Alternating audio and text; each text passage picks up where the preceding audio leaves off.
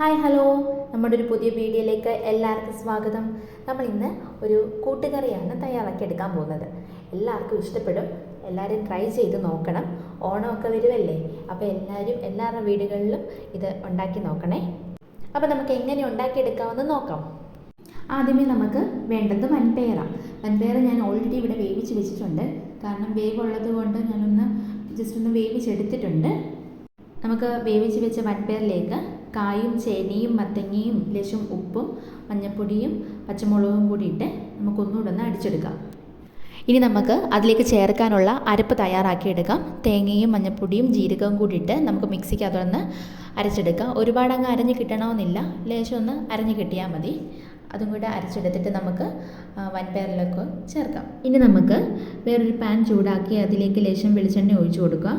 അത് കഴിഞ്ഞതിന് ശേഷം കടുകിട്ട് പൊട്ടിച്ച് നമുക്ക് തേങ്ങ ഇട്ട് കൊടുത്ത് കറിവേപ്പിലയും കൂടി ഇട്ട് നമുക്കൊന്ന് നന്നായിട്ടത് ഒരു ബ്രൗൺ കളർ ആവുന്നിടം വരെ ഒന്ന് ഇളക്കിയെടുക്കാം. തീ ഒരുപാട് കൂട്ടി വെക്കണ്ട, ചെറിയ ഫ്ലെയിമിലിട്ട് തേങ്ങ മൂപ്പിച്ചെടുത്താൽ മതി. അതൊന്ന് ബ്രൗൺ കളറായി വന്നതിന് ശേഷം ലേശം കുരുമുളക് പൊടിയും മുളക് പൊടിയും കൂടി ഇട്ട് ഒന്നുകൂടെ ഒന്ന് ജസ്റ്റ് എൻ്റെ പച്ചമണം മാറുന്നിടം വരത്തേക്ക് ഒന്ന് ഇളക്കി കൊടുക്കുക.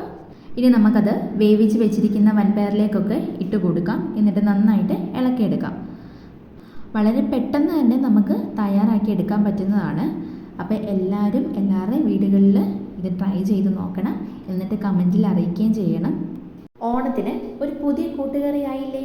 അപ്പോൾ എല്ലാവരും വീട്ടിൽ ട്രൈ ചെയ്ത് നോക്കണം. നമ്മളെ സപ്പോർട്ട് ചെയ്യുകയും ചെയ്യണം. വീഡിയോ ഇഷ്ടപ്പെട്ട് കഴിഞ്ഞാൽ ലൈക്ക് ചെയ്യണേ. പുതിയൊരു വീഡിയോയുമായിട്ട് വീണ്ടും കാണാമേ.